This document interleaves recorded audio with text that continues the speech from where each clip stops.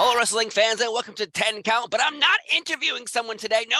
I'm having a discussion about the most recent episode of Monday Night Raw. I'm here with a D Vargas from DNC Digital. Welcome to Wrestling News Co.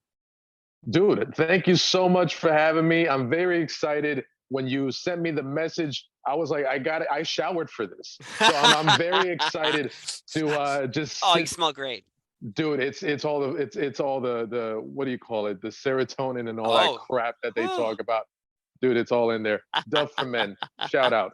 But no, dude, thank you so much for allowing me to join you. I love talking wrestling, and I just love talking to good people. And you, sir, are the goodest as they come. Oh, well, that's great to hear. This is the debut of 10 Count on Wrestling News Co. So I'm very happy to be here. Let's talk about Raw, though. On this show, we do something different. We're not like pining over every segment in a row like some shows do that go longer than the actual show you watch, which is crazy. No, this, we pick one good moment, one bad moment, one what the heck moment, and one what is Twitter going to freak out about moment. So you know what? Since we're here, I really do think we should start with Twitter, what are they going to freak about moment? And for me, it's the fact that they filled in the spots on Bianca Belair's team with Mia Yim. So the theory, not even the theory, the hopeful feelings in all of our guts was Sasha Banks and Naomi were going to fill in those two vacant spots, Mia Yim. And so I've seen Twitter already started. It's going to roll into tomorrow most likely. They're upset that this didn't happen. I wasn't upset, but I was like, you should have not given away that. I was surprised that people were like building in their own brains. Maybe if you got this, then you'd be happy. But if you got vacant, and then Mia Yim even shows up in Survivor Series, people would be pissed no matter what. So I think Twitter's mad about anything, right? Definitely double-edged sword with that. If you left the spots open and the anticipation just grew and grew and grew to this fever pitch, and then it doesn't turn out to be Sasha or Naomi, you got a Royal Rumble missing Daniel Bryan type scenario. And so I believe that just to save themselves, because if terms haven't been agreed to, just to save themselves, they're going to be announcing the spots to be open. And you know what? If you're angry, go talk to Naomi. Go talk to Sasha Banks. You are not, you see, that's the thing for me. Unless you were in that room witnessing everything going on, or you're in that, these are just people's business that they're making business decisions based on what should be better for them. If Sasha Banks doesn't feel like this is the time for her, more power to her. I wish her the best of luck. Same thing with Naomi. But Mia Yim is not a bad choice. No. And I feel like it's just people want this so much. They kind of have the tunnel vision and they don't allow themselves to see that this will become a good match. And Mia Yim is a hell of a talent to fill up a good spot in a very good match. Can you imagine though that people would be? Imagine if we went back to like the White Rabbit, and everyone's like, it's Bray Wyatt, obviously, and everyone else is like, no, it's definitely Sasha Banks and Naomi. It's it's definitely her. I know it for sure. I confirmed it with Sasha Banks' best friend who walks her dog. I've confirmed it. But what would be your moment from Raw? If time permits, right? Yeah, possibly. But what was your moment for Raw that you think Twitter is actually going to be like, come on, what the heck, man? I think that's going to be it. Along with one little moment that I noticed that may have gone unnoticed, but then again, this is Twitter. Like they're better than FBI agents at this point, looking at things. I noticed my little what the heck moment, and it's not like gobbledygooker from Survivor Series, but I noticed that when we came back from commercial, Io Shirai, along with Damage Control, was already in the ring. So in the world of scripted television, perception is reality because that is what they're scripting. That is what they're constructing their product towards the consumer. So if you have the WWE Women's Tag Team Champions, along with a surefire Hall of Famer, these three women are world-class athletes. Yeah. And they get the commercial entrance, and Dana Brooke, all due respect to her, gets the full entrance. I know that they're possibly trying to do something with Dana Brooke, but the perception of these women coming in, title holders, big faction, that was my little what the heck moment. This is a chin tapper, one to make you think for a second. Yeah, I kind of, that's interesting you say that because anytime there's a TV entrance, you immediately go, that person's probably losing, or that person doesn't have much going on for them. And that perception of Damage Control has been up and down, up and down, up and down on the Twitter world. But if you go to a live event and you see kids, they're just booing. My daughter, and I taught my kids to see wrestling once, and Damage Control was there, and they were boo, boo. I told them that's the bad people. You boo the bad people. Yeah, and you can boo them. Yeah. And they loved it. They didn't know who was being pushed, who wasn't being pushed, who won this match, who lost that match. They weren't like t-shirt sales. Did you see the t-shirt sales? No, they're not doing that. My bad actually goes to Dana Brooks promo they played during her entrance. Really? And it was like somebody wrote down like a 1980s babyface promo. Like, I want to give every fiber in my will to defeat these baddies. I will give 110%. I will push myself to the limit. It was everything you could think of that was the most generic BS. It was that. And I love Dana Brooke. I've interviewed her twice. We have talked. We have shared moments. We cried over the 24/7 championship together. But those promos are probably the reason why she got put in the position that she's kind of confused why she's in. You could be the best damn athlete in all the world. But you're cutting Ricky Steamboat 1980s promos on me. Sorry. They ain't going to do it for me. But I love her. But I love her. I enjoyed that promo. Only because maybe it was more the execution rather than the construction itself. Yeah, other than the words. Because I feel, and we might get into this, because I feel like there was some resetting with some characters. There were some important promos that made everything progressive toward their characters, and now we're seeing a different. Like, it's kind of like, quote unquote, no pun intended, but a little bit of Damage Control. There were some characters. There was a pun intended. There was a pun intended. You liar. Okay, you got me. Is that? Did you write that down? Mercy to the court. You wrote this down. I did write that down. I had that planned. I've been working on it. Even the jokes behind your camera. It's all right here under the camera. But I feel like she was in a good spot. You know, she lost, but she did get some offense. And a big part of tonight, I feel, was commentary playing their part in pushing the narratives and these stories that were needing to be told. I feel like commentary did a good job. And I feel like Dana Brooke, God bless her, it was a Ricky Steamboat promo, now that I think about it. But I think her emotion and I think some very real feelings came out in driving that promo home. Yeah, of course. But if I was upset and someone's like, do a promo about a turd sandwich, but you have to be passionate about it, I'm going to be goddamn passionate about that turd sandwich. Good point. Are you hungry? Are you starving? Do you need food in your belly? Well, then eat this turd sandwich. It's the greatest turd sandwich you ever eaten in your life. Like, I love Dana Brooke. I bought that. That was good. It's a delicious turd sandwich. Ticket sold. What would be your bad moment from Raw? Speaking of turd sandwich, I think hey, you set it up for me, buddy. You did it. That was all you. This is your show. I'm just taking these volleyballs. Like I said about the resetting, Tozawa stepped in line in the get Corbin over, line. I guess this whole story that they're doing. I really enjoy Corbin.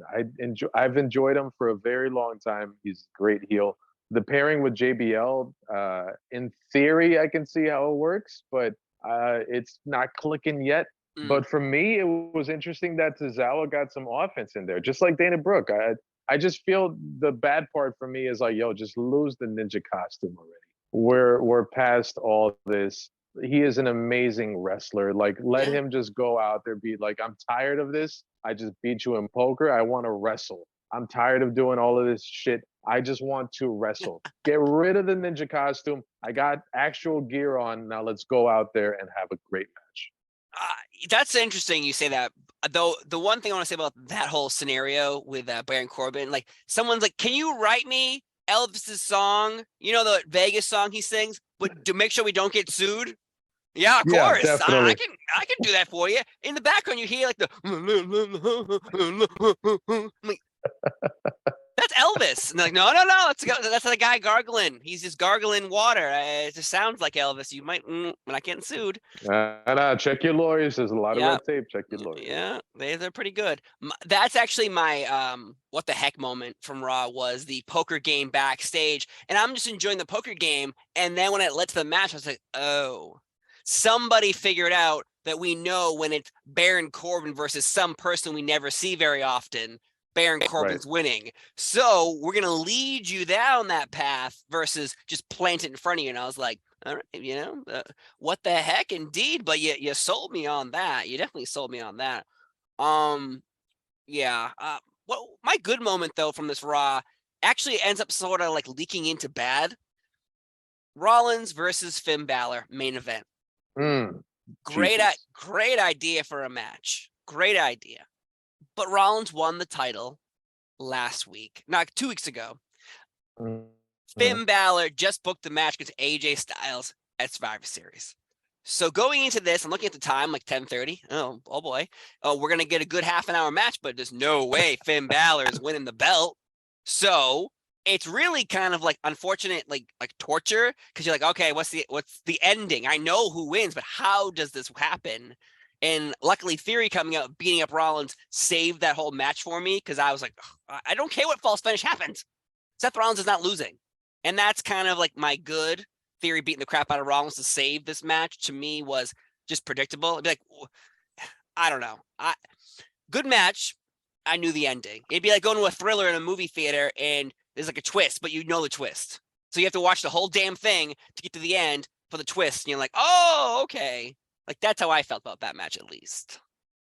Sorry. I can understand. I can understand looking at it in a way like that. I just feel like a lot of times we need to allow ourselves to watch them like your lovely children and not know and not maybe predict things, because I think I do that too, and I feel like I kind of ruin it for myself. I remember watching WrestleMania 19 with Jericho and Shawn, and Shawn was setting up for the Sweet Chin music, and I'm like, I was like 17 at the time.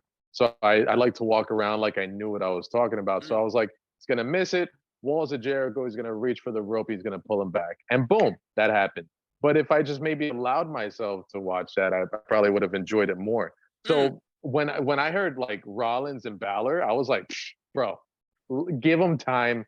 They're going to kill it. And I feel like they did. The shenanigans didn't play too much into, oh my God, here we go. Because that brawl was pretty damn cool. Them going into the crowd. It didn't take away too much from the two competitors in the ring. And Theory, my God, Theory. He's part of my best of the week. But that was a hell of a match. I can see what you were saying, but I like the fact that the US title is being put in this place of importance on this, attainable goal kind of thing that everybody wants to go to, because nowadays, you don't hear people saying, you know what, I want to go after Roman Reigns. I want to go after the WWE Universal Undisputed. God knows how long that word is now. But nobody's staking claim to wanting to contend for that championship. And I like the fact that they're doing that with the US Championship. No, I agree with like most of that. Most of it. My thing is just like, I could use an example. Like, obviously, I knew Baron Corbin was going to beat Tozawa, but like, there were moments where I actually believed that Tozawa could beat Corbin, or I actually believed, Dana Brooke could beat, Io Sky. Rollins and Balor, I went into this completely underneath the guise of there is no damn way Finn Balor is beating this. Like, even go back to the John Cena US challenges. I always knew John Cena was never going to lose, but there was doubt. There was doubt randomly in the match that planted it and got me. I was like, oh shit, like, how did Stardust almost beat John Cena? This is crazy. That Cesaro match was one of my favorite ones. Oh, so good. But this one, I enjoyed it, but at the same time, I the whole time was like, please, like, I just want to record this review. Oh my God. And then Theory comes out, and I'm like, yeah, you saved this moment for me. So yeah, the good is Theory's I guess restart. This brand new Theory, no briefcase, no cell phone. We'll see how this goes. Usually when someone grows a beard, it doesn't work out for them. And again, Theory is not beating Rollins at Survivor Series. So we're in this boat again. True. Theory was part of my best of the week, if I may. Of Um, course. it was definite a restart, a reset. He lost the briefcase. He put his cell phone away. He grew a beard, and I really enjoyed the fact that the heel in telling this story showed a little humility. Talked Mm, about like, hey, I can't beat Roman. Like I tried, but I can't. And I was like, you know what? A heel hardly ever does that. There was a little bit of justification for this weird booking that they had last week, and showed humility. Like I said, it showed some reasoning. There was conviction in his words. He was very serious. He's not playing around. I like his facial expressions during that match, and I don't know if you noticed, but there were some near falls with Dolph being the perpetrator. Now I felt that a lot of times they like to do near falls with a heel and allow the frustration to grow, right?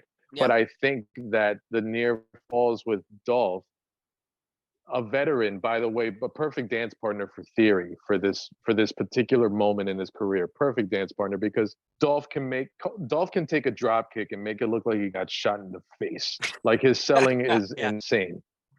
So the near falls with Dolph, I feel to the story of Theory like, no, I'm done with this. I'm done being humiliated. I'm done being beaten. I feel like that story was talking about Theory's how important it is to him to make a statement, to win this match. This match is very important to Theory, and I think that that's what told that story. But it was a great match too. It was I put that right on par with Balor and Rollins, and Yeah. I like the new Theory. I like the fact that there was a little bit of But course he's not gonna correction maybe beat. last week.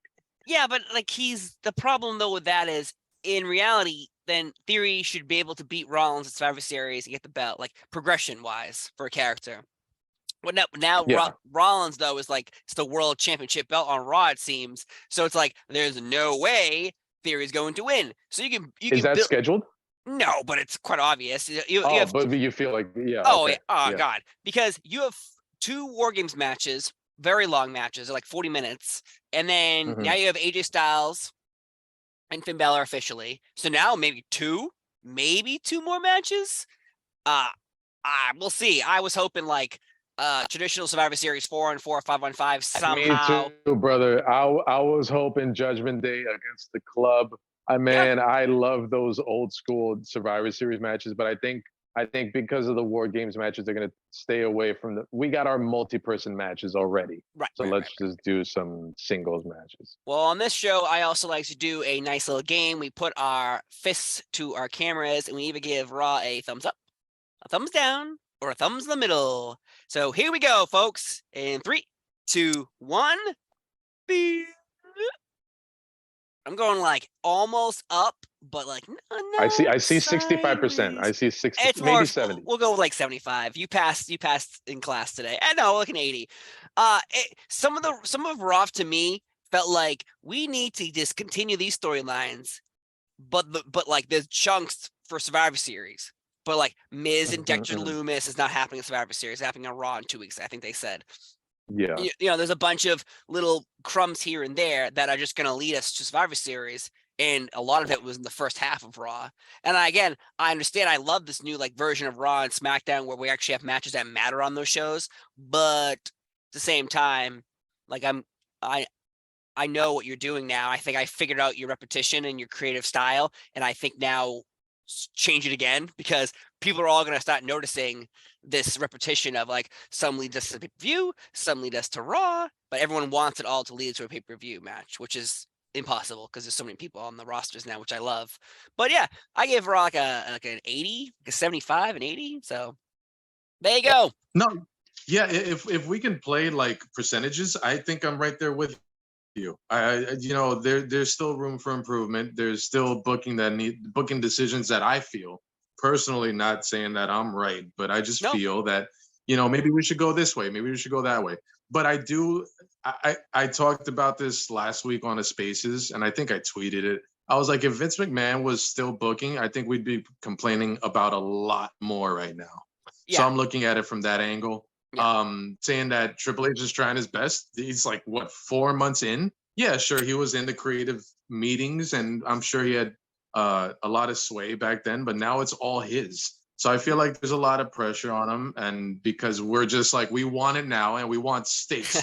I don't want scraps. I don't want a peanut butter and jelly sandwich. I want a nice ribeye. I want it cooked perfectly. And I feel like I'm gonna give Triple H little wins until WrestleMania, and after WrestleMania, all bets are off. Now it's your WWE, and I think there'll be less forgiving fans then. But yeah, I'm at the 80, 75, 80. I feel like I like the fact that everybody has a story and everybody's being used. Just be very careful about bringing back all these people that Vince like totally didn't give a shit about, because now you're in danger of like really crowding the locker room, which is what some people talk about another promotion is doing now. So I just want it evened out. I just want wrestling to be evened out, everybody getting opportunities. These are all human beings, so I'm just very glad for them and very happy that they're getting opportunities. Yeah, and we're in the honeymoon stage right now. We're in the honeymoon stage of Triple H. Definitely. We're still cuddling. That's what I'm saying. Still kissing. Still rubbing our feet. Still rubbing feet. Yeah, that's what I'm saying. After Mania, like you're kind of looking at each other like, damn, you're still here, man. Jesus Christ!